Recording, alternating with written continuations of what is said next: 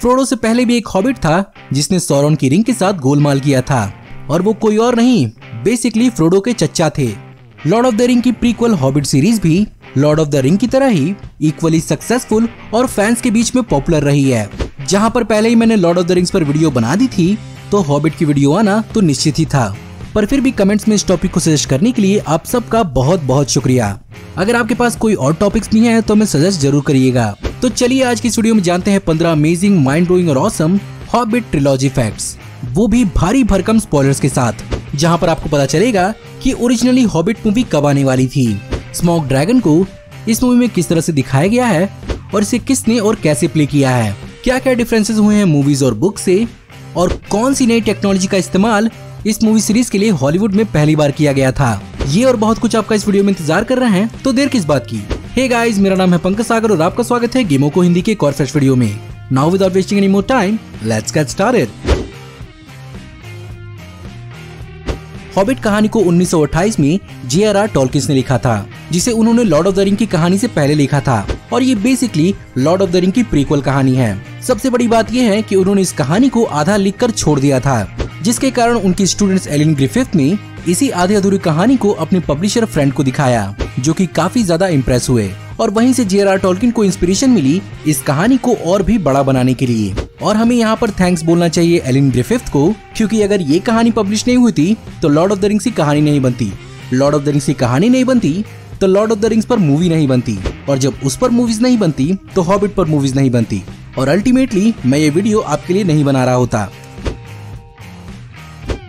1994 में Peter Jackson ने books के हिसाब से ही पहले हॉबिट मूवी को बनाने का सोचा था, जहां पर वो 1978 की animated movie the Lord of the rings से काफी ज्यादा इंस्पायर हुए थे, और इसी हॉबिट मूवी के बाद 2 लॉर्ड ऑफ द रिंग्स की मूवी आती, पर इस प्रोजेक्ट के लिए मिरामैक्स स्टूडियोज से उनकी बात नहीं बन पाई, जिसके कारण जब द न्यू लाइन सिनेमा के साथ उनकी बात हुई तो उन्हें लॉर्ड ऑफ द रिंग्स पर फोकस करने को कहा गया, जिसके कारण उन्होंने हॉबिट के बजाय पहले Lord of the rings movies बनाई।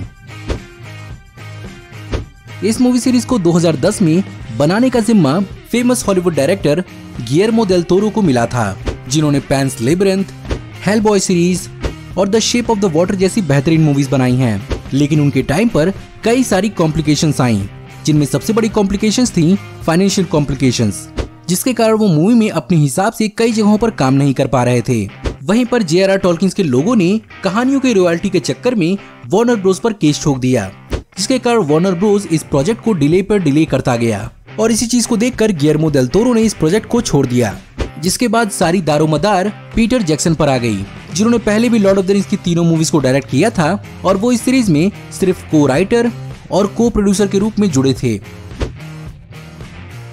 इस सीरीज में बिल्बो बैगिंस का रोल प्ले करने के लिए पहले बहुत बड़े बड़े एक्टर्स को कंसीडर किया जा रहा था, जिनमें से कुछ है Shia LaBeouf, James McAvoy, Daniel Radcliffe और Tobey Maguire, but ultimately Peter Jackson Martin Freeman के साथ ही काम करना चाहते थे।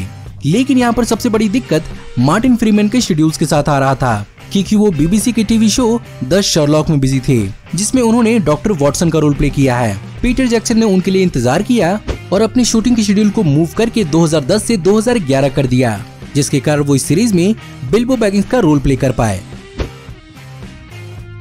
इस सीरीज में पहले गियर्मो डेल टोरो रॉन पर्लमैन को स्मॉक का रोल देना चाहते थे, बट अल्टीमेटली इस कैरेक्टर को बाद में प्ले किया बेनेडिक्ट कम्बरबैच ने। अब मैंने यहाँ पर प्ले किया क्यों कहा है, क्योंकि बेसिकली यहाँ पर बेनेडिक्ट कम्बरबैच ने स्मॉक को सिर्फ और सिर्फ अपनी आवाज नहीं दी है, बल्कि इस कैरेक्टर के लिए उन्होंने मोशन कैप्चर भी दिया है, जिसके लिए वो स्टूडियो के अंदर बिल्कुल एक लिजर्ड की तरह क्रॉल करते थे। और इस नॉन ह्यूमन कैरेक्टर में क्या दमदार जान फूकी है बेनेडिक्ट कम्बरबैच ने, मुझे ये आपको बताने की जरूरत नहीं है। मेरे तो रोंगटे खड़े हो जाते हैं जब भी मैं इस मूवी सीरीज में स्मोक की आवाज सुनता हूँ। बुक्स के अंदर इवेंजेलिन लिली की कैरेक्टर ट्यूरल का कहीं भी जिक्र नहीं है, क्योंकि बेसिकली इस कैरेक्टर को पीटर जैक्सन ने मूवीज के लिए बनाया है। इवेंजेलिन लिली J.R.R. टॉलकिन की कहानियों की बहुत बड़ी फैन थी, और वो पहले भी Lord of the rings movies में कुछ कैरेक्टर्स के लिए ऑडिशन देने गई थी, पर वहाँ पर उन्हें रोल नहीं मिल पाया। फाइनली पीटर जैक्सन ने उन्हें याद रखा, और जब उन्हें मूवी बनाने का जिम्मा सौंपा गया तो उन्होंने इवेंजेलिन लिली को कॉल किया। वहीं पर बुक्स के अंदर भी कहीं भी लेगोलॉस का जिक्र नहीं है, लेकिन अगर इन बातों को कंसीडर किया जाए कि एल्व्स इमॉर्टल हैं और वो भी बैटल ऑफ 5 आर्मीज का हिस्सा रहे हैं, तो ऑब्वियस सी बात है कि कहीं न कहीं पर लेगोलॉस जरूर होगा। इसीलिए मूवी का ये लॉजिक बुरा नहीं है। इस सीरीज में दिखे ड्वार्फ्स के बियर्ड्स और हेयर्स बेसिकली हेयर्स तो हैं बट इंसान के नहीं, क्योंकि ज्यादातर इन हेयर एक्सटेंशंस को याक के बालों से बनाया गया है और इनमें से कुछ हेयर एक्सटेंशंस को बनाने के लिए प्रोडक्शन और मेकअप डिपार्टमेंट का तकरीबन $10,000 तक भी खर्च हुआ है, जो लगभग 7 लाख रुपए के बराबर है। इस सीरीज की पहली मूवी में एंडी सर्किस अपने रोल गोलम में वापस आए और इस समय तक मोशन कैप्चर के एडवांस होने के कारण एंडी सर्किस और मार्टिन फ्रीमैन ने मिस्टी माउंटेन्स वाले सीन को एक साथ किया, जहां पर इस सीन को शूट करने में 10 दिनों का वक्त लग गया। और इस सीन को और भी बेहतरीन ढंग से प्रेजेंट करने के लिए एंडी सर्किस ने इस सीन के लिए सेकंड यूनिट डायरेक्टर का भी काम किया, जहां पर उनके लॉर्ड ऑफ द रिंग के गोलम का एक्सपीरियंस बहुत ही ज्यादा काम आया। इस सीरीज में स्मॉग के एक स्केल तक को रेंडर करने यानी डिजिटल फोटोग्राफ को तैयार करने के लिए एक प्रोसेसर को तकरीबन 1 हफ्तों का वक्त लगता। फॉर्चुनेटली न्यूजीलैंड की वीएफएक्स कंपनी वेटा डिजिटल ने इस काम को करने के लिए 50,000 सीपीयूज और 170 टेराबाइट रैम्स का इस्तेमाल किया, जो basically on the average 30,000 computers के बराबर है, जिसके कारण ही मूवीज टाइम पर खत्म हो पाई। वरना अगर एक ही कंप्यूटर की बात होती तो मूवीज को अगले सेंचुरी रिलीज करना पड़ता। बुक्स में कहीं पर भी एलाइजा वुड के कैरेक्टर फ्रोडो बैगिंस का जिक्र ही नहीं है, क्योंकि ऑब्वियसली हॉबिट की कहानी लॉर्ड ऑफ द रिंग से पहले रिलीज की गई थी।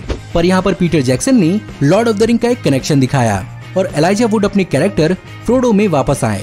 प्रॉब्लम यहाँ पर यही थी कि वो अपने इस रोल को 9 साल बाद निभा रहे थे, जिसके कारण उन्हें फ्रोडो की तरह दिखाने के लिए डिजिटली डीएज करना पड़ा, जहाँ पर उनके चेहरे के रिंकल्स को भी मैनुअली हटाया गया। आपको तो मालूम है कि इस सीरीज में गोल्ड और खजाने का कितना बड़ा महत्व है और जिसको ये खजाना मिल जाए उसका दिमाग घूम जाता है। वैसे तो खजाने और कई गोल्ड एलिमेंट्स के लिए इन्हें डिजिटली डिजाइन किया गया था, पर कुछ गोल्ड एलिमेंट्स को प्रैक्टिकली भी बनाया गया था, जहां पर स्पेसिफिकली स्मॉग के खजाने को पेंट करने के लिए न्यूजीलैंड का सारा गोल्ड पेंट खत्म कर दिया गया था। जी हाँ गाइज, मैं मजाक नहीं कर रहा हूँ। मूवी बनाते वक्त ऐसे वैसे अतरंगी काम होते रहते हैं। बाद में इनमें से ज्यादातर एडिशनल पेंट्स को जर्मनी से प्लेन से लाया गया।